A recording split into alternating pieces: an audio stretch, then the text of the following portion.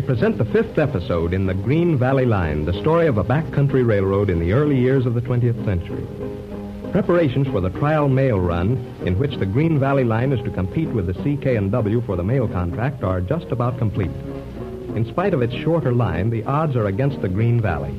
All over the West, sympathy is on the side of the little railroad. Bill Reed is out to win against his father's company. The old 1010 is out of the shops, all tuned up for action, and is just returning from a trial run over the West End. The scene opens in the engine cab where we find our friends Mickey Donegan, Spider McGee, and Bill Reed.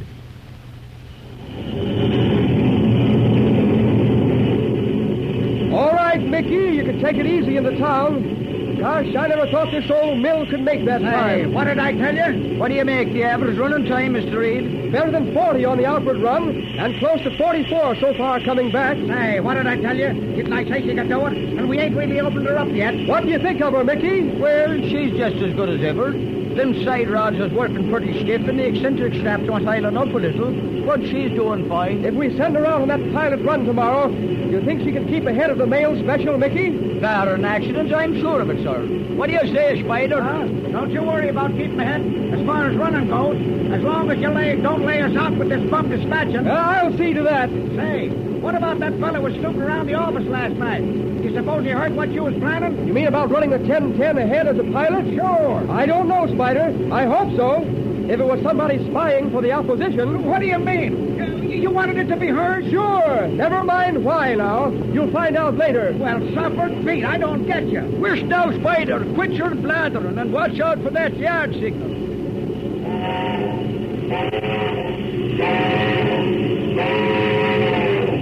Okay, Mickey. There goes the forward. Keep her going. And say, don't forget you got to meet number 10, Mickey. She'll be in about 8 minutes. Sure I not forget. I'll be dropping off with Mr. Reed when we head into the alley. You can take it into the shops and tell him to loosen up that key on that left side rod. Okay, Mickey. Oh, what's doing, Mickey? Friends coming on number 10? I'm expecting a young girl from the old country, Mrs. DeBridge's daughter. Oh, is that so? She coming here on a visit? Begorra, she's coming to live here. Maggie Flint at the Green Valley Restaurant has given her a job. Fine. Hope she likes it here, Mickey. I hope so.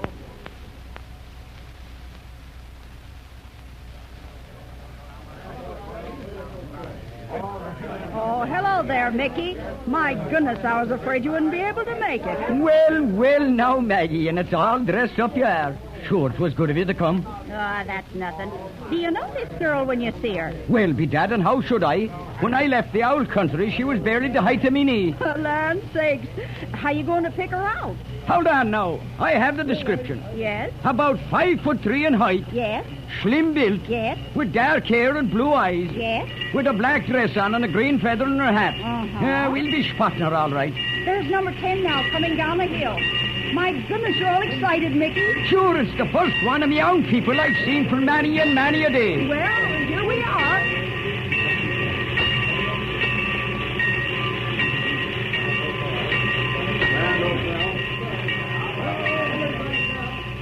Do you see her, Mickey? Give a sign. I wonder if she's coming by another train. Maybe so. Everybody's off already. Hold on! What is it? Begorra it yourself now. Oh. Do you see the little girl over yonder packing the old green carpet bag? Yes. Hello there, young lady. Yes. Would your name be Sheila McGuire now? Sure, that's me name. And you'll be me Uncle Mickey. That's right. Well, now, it's fine to be seeing you, Sheila darling. Shake hands with Mrs. Flint here. She's after coming to meet you. Hello there, honey. My goodness, I'm mighty glad to see you. Catch hold of that grip, Mickey. And how's your mother, Sheila? Sure, she do be well indeed. Gracious, you must be awful tired after the long journey. But I'm not tired at all. Sure, I haven't done a bit of work since I did be leaving Glendalough. Only I did be frightened to death over the steamers and the big trains and all. Well, now, sure you're the lineage of your mother when she was a girl. Where do we be going, Uncle Mickey? We're going just across the street to the restaurant. It's only a little way. Then I'll be leaving you. Mind your step now. Goodbye, Sheila, darling. I'll see you later.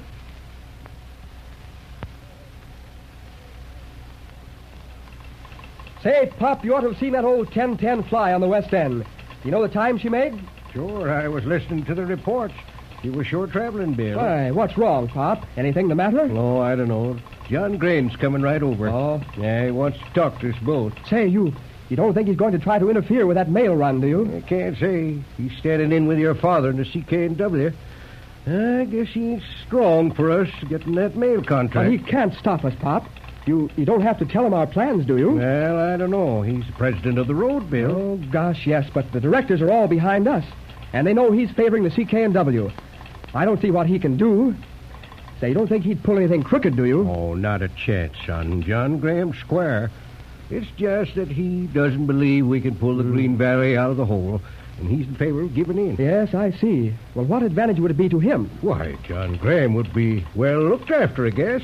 Be able to retire comfortably. Well, it's quite a mix-up, all right. Anyway, here comes Mr. Graham. Morning, John. Morning, Henry. How are you, young fellow? Just fine, Mr. Graham. Won't you sit down? Thanks. Well, what's on your mind, John? Oh, I just want to have a word with you and Reed here. It's about this mail contract idea. Oh, yeah? Yes.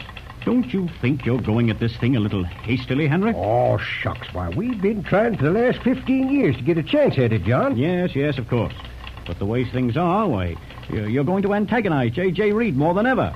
And we're in a mighty bad position. Well, no good going over that again, as far as I can see, John, unless you've got something to propose. Now, that's the point. I had a letter from Mr. Reed today. And if we could abandon the idea for this mail contract, I think you'd find him very reasonable. Well, I reckon it's too late to think of that now. How about you, Reed? It's all very well to get enthusiastic about putting the Green Valley Road on its feet, but But what, Mr. Graham? why don't you see? Here you are fighting against your own father. Unnatural, I call it. Is that so? Let me tell you something. I've worked for my father ever since I was a kid. Whatever I got for it, I've earned 10 times over. He never gave me anything, not even a college education. I had to pay for that out of my own savings. Maybe that was the best thing that could have happened. Maybe it was, but it means that nobody has any strings on me. Father's made a pile of money by doing just what he's trying to do with the Green Valley. Getting hold of mortgages, then freezing out the stockholders and grabbing the property. But that's nothing new. It's being done every day. Sure it is, I know it, but it's not going to happen to the Green Valley if I can help it. But you haven't a chance. Oh? Why, even if you did get this mail contract, we've only 90 days to meet the interest on our mortgages. $150,000. Well, there's not a bank in the country that would lend us $1. I know all about that, Mr. Graham. What do you say, Harkness? Can't you use a little sense before it's too late? Well, what's the proposition, John? Why, Reed is willing to reopen the deal to buy the Green Valley. He'll make us a little better offer. It would mean a more substantial cash allowance for you and me and the other directors. Well, hold on there now. Tain't a bit of use going into that, John, and you ought to know it. Well, I wish you luck with the venture, Henry, but it's a pretty hard road you're traveling. Maybe you're right, Mr. Graham, but we're going to give it a whirl.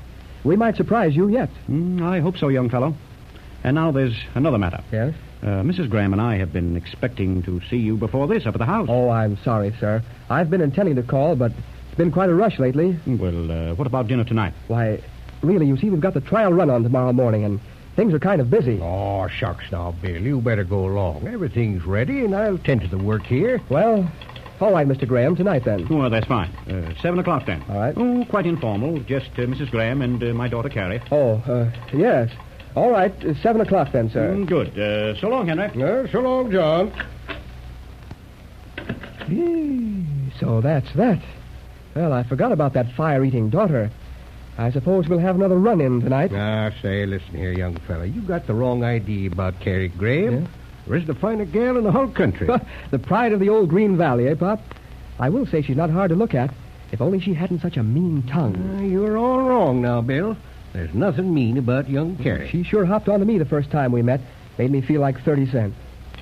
Oh, well, I've got something more important to think about just now. I guess we're all set for tomorrow, eh, Pop? Sure, as far as we can be. I hate to leave things tonight, but, well, I'll get away from the Grahams as soon as I can.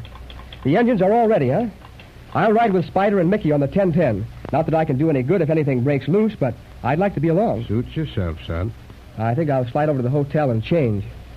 Well, Pop, tomorrow we'll know the answer. Either we'll have landed that mail contract or... Sure. That's right. Tomorrow we'll know. Well, don't worry, Pop. We'll make it. See you later.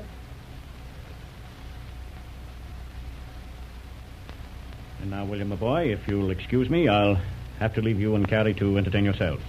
I have some letters to get off, and Mrs. Graham retires very early. Oh, that's all right, Mr. Graham. I'll have to be getting back to the office anyhow. Don't hurry away. Good night, Carrie. Good night, Father. Night, William. Good night, sir. Aha! Alone at last, as they say in the storybooks. Oh, please don't try to be funny on my account. You know, you've improved quite a lot since the day I first met you. You're almost friendly. Oh, one has to be polite to guests. Oh? In the railroad business, we entertain all kinds of people. Well, that's one to you. So you've still got me sized up as the villain of the piece, huh? I don't know. You're rather a puzzle to me. Not that it matters much. Oh, no, of course not. Personally, I think you're bluffing. I've got an idea that under that cold exterior burns a warm and kindly nature. Really? Well, don't jump to conclusions. Oh, let's stop fencing with each other. How are chances for the mail run tomorrow? Just fine. Everything's all set. The boys are on their toes. Tomorrow, my dear Miss Graham, will be a red-letter day in the history of the Green Valley Line. And all through the amazing genius of Mr. William Reed. Sure, you got it. However did you guess? Oh, you make me Oh, tired. listen. I've got a favor to ask you. What? Oh, don't look so surprised. It's only a small matter. I'm going out on the West End run tomorrow with a pilot engine. Pop Harkness will be all alone at the office, and, well, Pop gets mighty anxious about this mail run. But what do you want me to do? Why, it's this. For some unknown reason, Pop thinks an awful lot of you. Oh, well. And if you'd go down to the office and sit with him while the reports are coming in the mail special, I'm sure he'd appreciate it. Why, of course I will. Yeah. I'd do anything for Pop Harkness, and I know how he feels. Tell him I'll be there. Right. Thanks very much. Now I've got to go. Miss Graham, I must thank you for a very delightful evening. Oh, don't mention it, Mr. Reed. Now, the next thing you say is, I hope you'll come again sometime. I'm not going to say any such thing. That's all right. I'm coming anyway. Good night. Good night.